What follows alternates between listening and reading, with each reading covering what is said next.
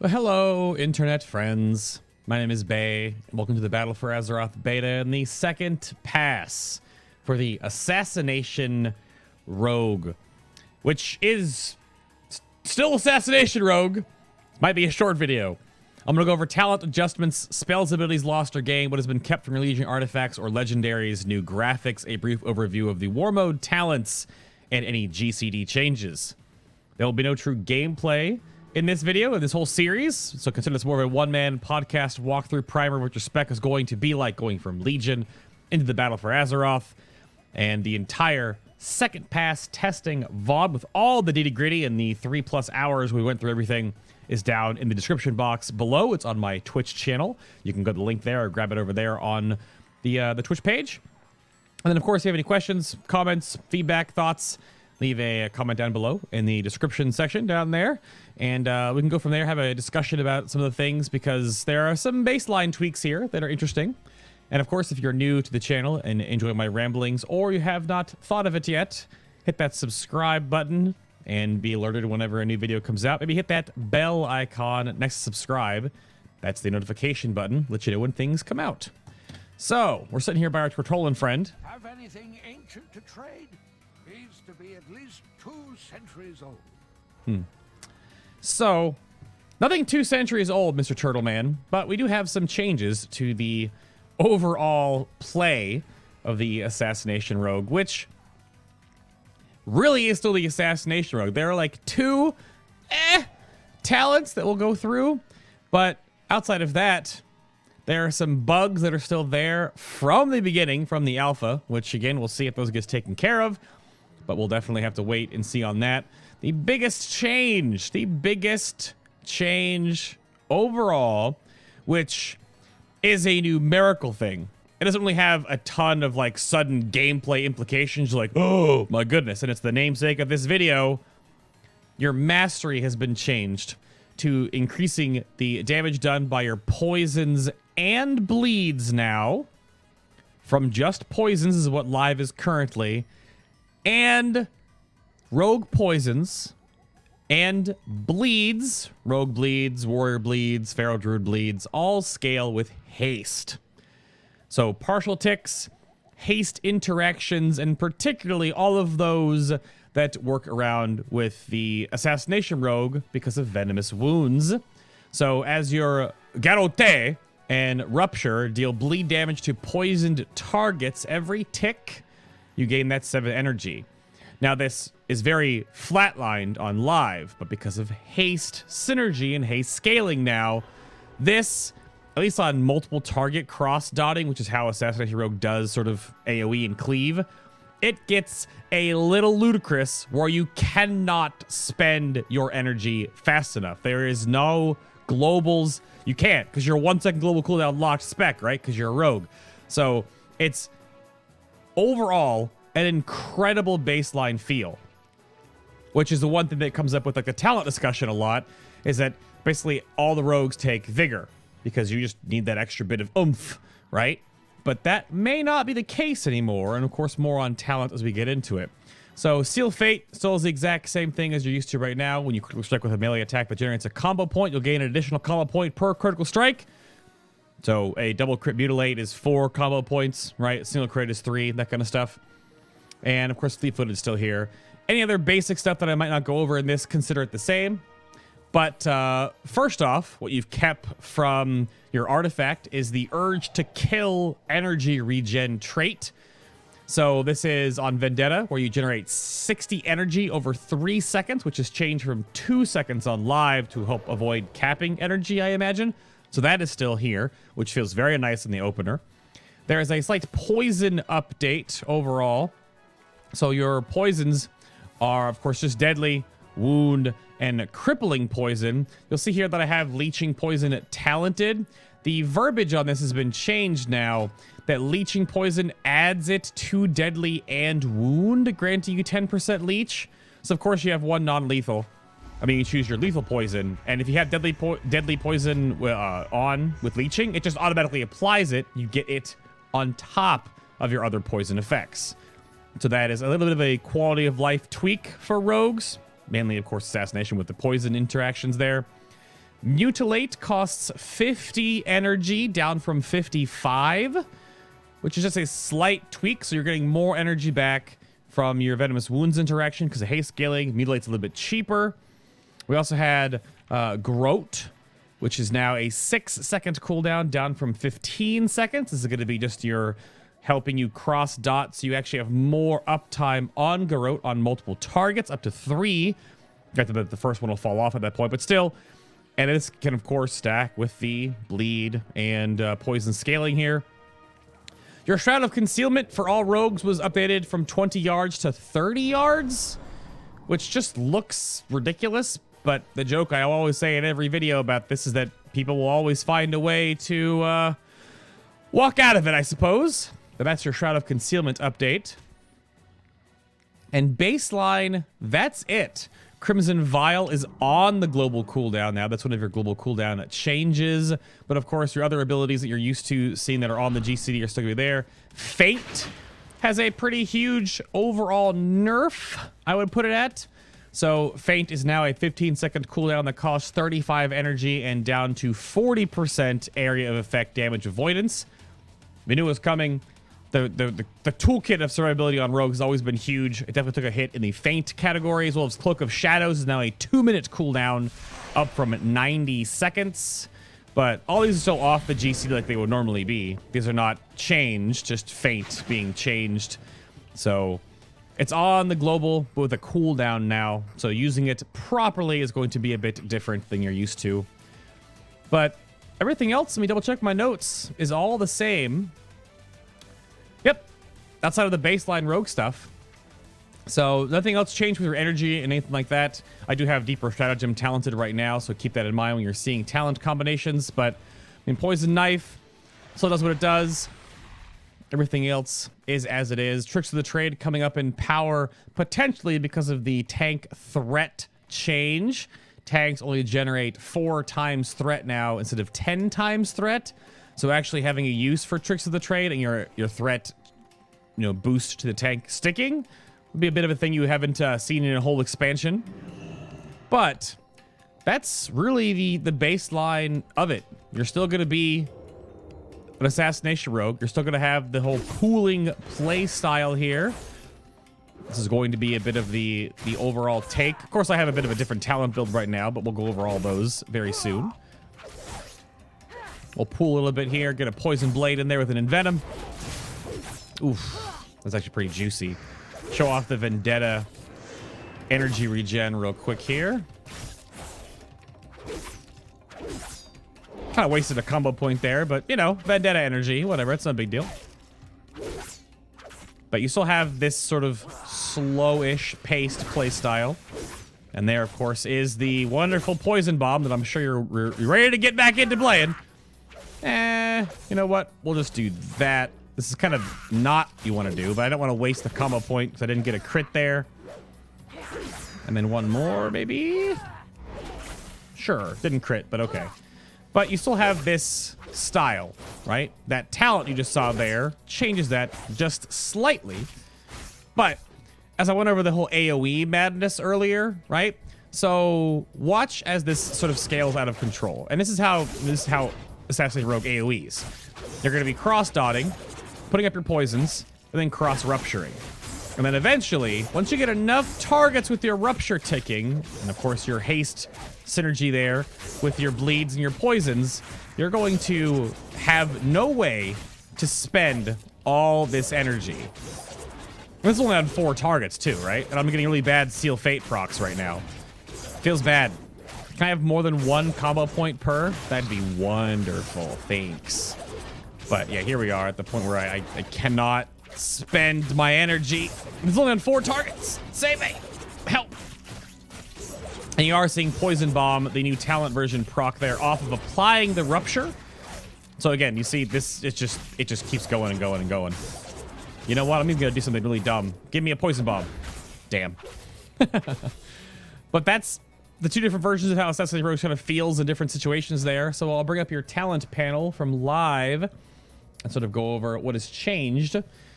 So talents that were removed You still have a bleed build, but hemorrhage is gone. Shadow focus, anticipation, thuggy, alacrity, and DFA. I will caveat by saying DFA is still here, but it's in the PvP talent, so wait for that a little minute. There you go. Go back to my notes. Talents that were updated. Elaborate planning is down to a 10% 4-second duration from 12% for 5 seconds. The biggest thing I think of with elaborate planning being cut down a little bit in this way is because of the haste scaling. So more can happen in 4 seconds versus what can happen in 5 on live. So don't keep that. It's just like a squish in the numbers. It's not necessarily a nerf. And then we have Master Poison remains the same. We have Subterfuge is 100% additional damage to Garrote, doubling its damage down from 150%. Marked for Death moves way up here with a 30-second cooldown. However, it has a 30-second cooldown with a 1-minute duration. So you can have 2 Marked for Deaths out after 30 seconds, of course. You cast your first one, get your combo points, spend them. And then if that target dies, of course, it'll reset. But if that target doesn't die, it's like a bigger target, and you go back around the horn and you have another duration to put up. You can put up another Mark for Death, and then if the first Mark for Death target finally dies, it'll reset Mark for Death. You put the other Mark for Death target back up there. If that other one, the B target dies, and it can go back and forth and back and forth. So I think it might be an intentional gameplay style, because Outlaw Rogue and Soldier Rogue do the same thing. Outlaw actually gets Restless Blades and True Bearing cooldown reduction, so that may be part of it. But obviously, you don't have no cooldown reduction if you're sub or you're assassination, so you have a 30-second cooldown baseline. I don't know, it's a weird one. Deeper Strat remains the same. Vigor remains the same here. We went over Leeching Poison. Cheat Death still good. Elusiveness, a little bit weaker now because of the Fate change, which still obviously very potentially good. Prey on the Weak. Didn't see this one yet. Prey on the Weak overall for all rogues now is that there is a 6-second debuff applied to any target you cheap shot or kidney shot, where they take 10% more damage from all sources for the next 6 seconds. So you can chain that together because it is a debuff. Even if there is diminishing returns on the stun, the debuff is applied regardless of the duration of the stun. You can chain this together in group play, in islands, in, dungeons when you're controlling things in Mythic Plus. It's real nice. We have Venom Rush, which was moved up and is changed to just be an energy refund or cost reduction mechanic, essentially on Mutilate. This is one of the talents I went over that I said earlier. It's just kind of like,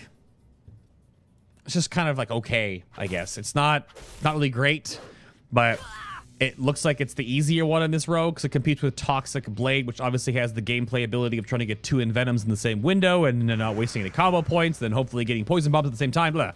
And then Exsanguinate was now 100% faster on your bleeds that are active on the target, down from 125. Still obviously very strong because, again, your bleeds are going to scale with haste anyway. So if in a way the 25% on Exsanguinate that you lost isn't even really much of a loss because you're going to be adding more ticks to your bleeds regardless, depending on how much haste you actually scale up with on the Assassination Rogue. And then the Toxic Blade Amp is only 30% down from 35 because, again, the potential for having more poison damage happen in that time frame has to be evened out so it doesn't just go woo. But that is now how that looks.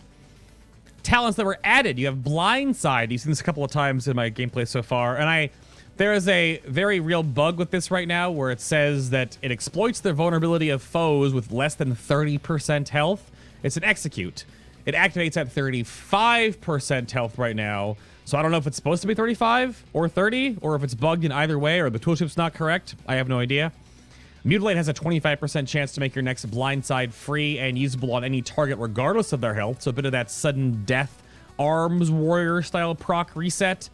Right now, I think the over-under on Blindside is that it's just not strong enough yet. But it is numerically stronger than a Mutilate at 30 energy for the amount of damage it causes for 1 combo point versus Mutilate at 50 energy for 2 combo points at not even that much damage. Only 836 right now versus the 1034. So that could be a thing, but the playstyle adjustment feels really good. because the energy saving on a blind side does really feel, I mean, they're right there. So it does work in the rotation, and it feels really neat when it procs, gives you something else to pay attention to, because obviously elaborate planning has sort of a window of time to make sure that your stuff is stacked up, but it sort of just happens, right? You just, this happens when you're just playing, and obviously has a huge component for AoEing, because as you build more and more combo points when you're AoEing, elaborate planning stays up all the time, and all your poisons are there, and all your bleeds are there, and it all is stacked. So, and then Master Poisoner is just Master Poisoner. So Blindside gives you something more to pay attention to. Probably be really good on high mythic tyrannical bosses that have lots of HP. Or, obviously, in heroic and mythic progression and raids start off with, because you're going to be in that execute window for a lot longer than you normally would be once you get to farm, once you get more gear. So it could have some use there. We'll see. Master Assassin essentially is your legendary shoulder. Shoulder, it's 1, because it's half as effective. That was a really bad joke I brought up on stream, okay? It's pretty good, all right? It's the same thing as your shoulders, but it's just one of them. It's 50%. Laugh in the comment section. You thought it's not funny. I'm just being a total nincompoop. Poison Bomb is down here. It's a little stronger than your current version on live, at least with the proc chance and the potential for using deeper stratagem. So it's a 4% chance per combo point, up from 2.5. The dot duration is now 2 seconds, down from 3. This helps put all that juicy poison bomb damage into a window of time before the tank moves it out of it, inevitably. Yep. So, a little bit better, but it's only real single target choice down here. Hidden Blades becomes your other talent, which has some potential for like world questing and PvP war mode stuff. We'll get into that in a moment, but Hidden Blades is the legendary cloak, which was pretty good for Subtlety Rogue, but for Assassination, you spam Fan of Knives. And the initial Fan of Knives damage and the damage revolving around Fan of Knives is not even a thing you care about. It's not a big deal, right? So it's not a huge potential game changer. It's just there. And then Crimson Tempest returning from the Nether. The initial hit is physical damage, and then the dot is a bleed. They put some of the damage into a physical hit to begin with to not make it great on pure single target, even though I don't believe that to be the case, because a bleed that scales with your mastery that enables venomous wounds. Let me double check for you. It does not. So Garrote and Rupture is why I left this here with like that tagline. Is that venomous wounds only works with Garrote, Rupture. It works with internal bleeding. That will work, but it does not work with Crimson Tempest. On purpose, I would imagine, because you already are energy capped when you get the AoE train rolling in. This would be even more stupider. So keep that in mind, but you can, of course, stack Internal Bleeding with it for that bleed. And Internal Bleeding's dot is now 6 seconds, down from 12 as well. So that would not give you as much energy back, so the dot's not going to last as long, but it does its damage even faster, so again, it's more of that punch. And the other new talent you have here is Iron Wire. This increases the duration of Geralt's silence, stun. Geralt having a stun. But has a silence component, of course, when you come out of stealth on your target. Where is it? So it's 3 seconds base. This would make it a 6 second. I believe in PvP it's 5. And then enemies that are silenced by the effect are doing a 15% reduced damage for 8 seconds. This always applies, though.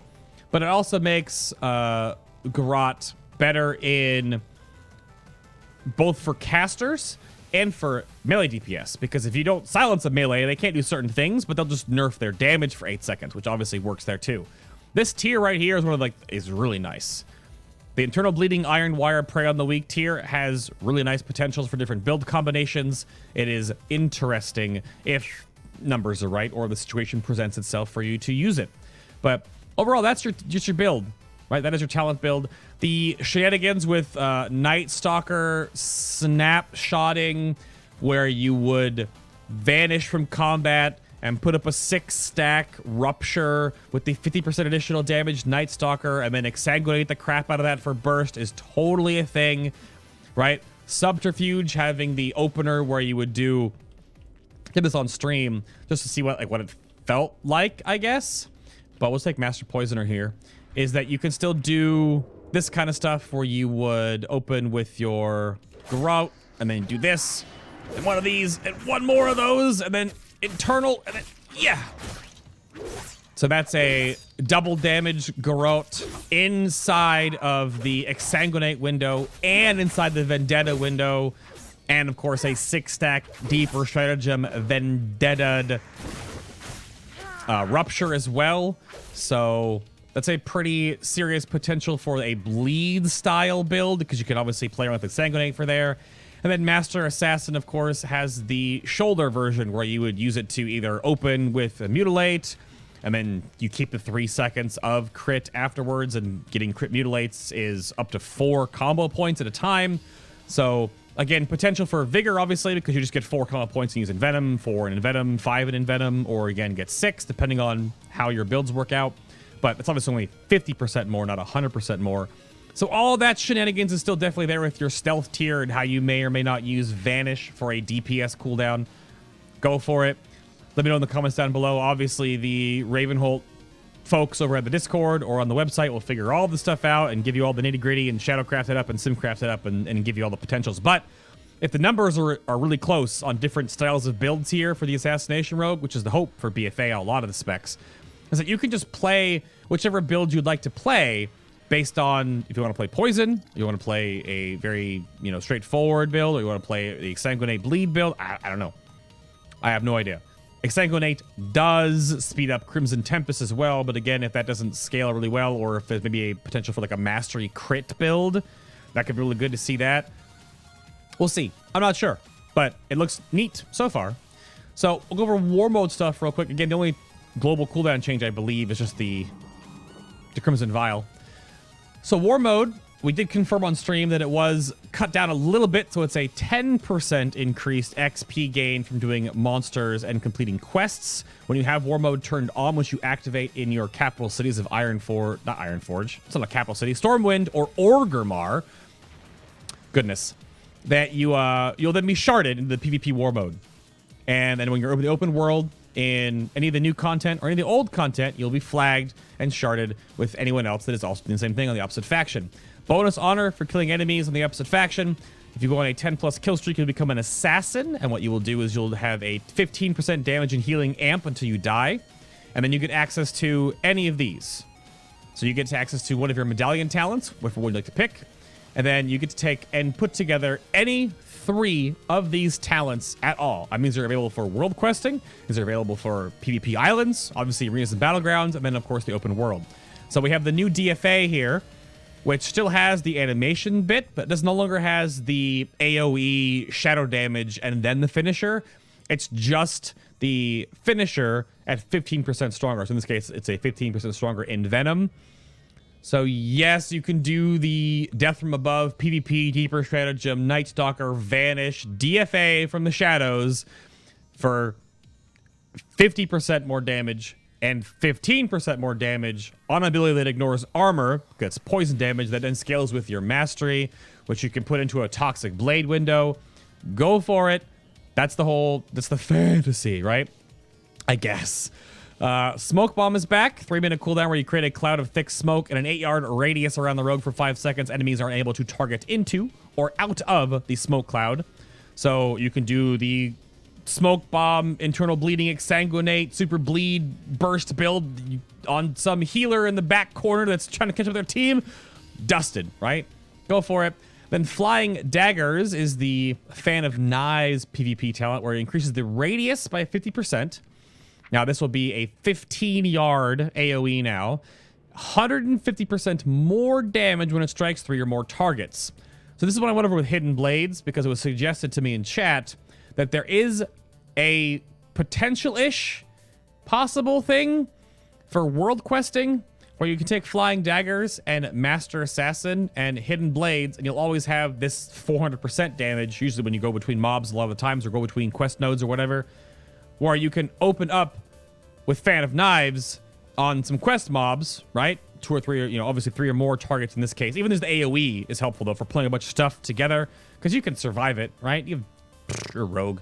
So that's a potential because the overall amp with this 150 plus and the 400 plus hidden blades and the huge crit potential amp, or just put 50% more damage into it with Night Stalker, whatever you want to do, is there. It's going to hit way harder than Mutilate. I crit Mutilate right now, just doubling this damage is like 1600, but we were getting like 2.4k Fan of Knives right now. So that's going to even be stronger with the PvP talent multiplier as well. So that's the only but pick and choose whatever talent combination you would like, right? Intent to kill, you got Honor Amongst Thieves here. Mind Numbing Poison is right there. Creeping Venom, System Shock, Neurotoxin. You can go grab the WoW DB or Wowhead talent calculators, read through these, and you can drag and drop and plop them there and see what you would like to put together. Go for it. Whatever you'd like to do for, you know, PvP islands or the actual just war mode when you're doing world questing with a group of people. Because world questing with people will be interesting now because of the increased rewards, but having 5 rogues in a group, I'm not going to be war mode ever flagged on stream, so you can't at me. Just saying. But that is the war mode system and how that kind of combines with the Assassination Rogue tweaks. Definitely some under the hood changes. Again, biggest ones is right here with right there and haste and poison. Hasted bleeds and poisons. Really nice. But that's the Rogue overall Assassination. Looks strong. Definitely has that flavor to it. Let me know in the comments down below what you think of the overall changes to Assassination Rogue. If you haven't checked out the Outlaw Rogue video, it's already online now. Quite a bit under the hood tuning for Outlaw Rogue. They blade flurry all the things. And Subtlety Rogue is on the horizon. Once hopefully they actually put in their new Kage Bunshin no Jutsu Shadow Clone technique finisher, because right now it doesn't do anything. But if you enjoyed my ramblings and want to keep up to date with more content that I have coming out for BFA, or of course things in the future, hit that subscribe button or the bell next to subscribe, and you'll be notified when a video comes out. Or if you want a chance to win a beta key, yes, the PTR is active right now, but you can't do any of the new stuff. The PTR has your new squish, and that's like it. But go on my Facebook page if you'd like. You can go follow my Facebook page or like it, I guess. There is a giveaway right now where we're just rolling through people submitting really good screenshots of I'd wallpaper that in Legion or in anywhere in the World of Warcraft. Take your awesome screenshot. Don't Google it. We look them up, okay? You have to make a real original screenshot or we won't give you a key. And we're just throwing away beta keys on Facebook. So if you want to go win one, have a chance to jump in and test it yourself, go for it. But otherwise, thank you very much for listening. And I will see you all in the next BFA Beta Second Pass video.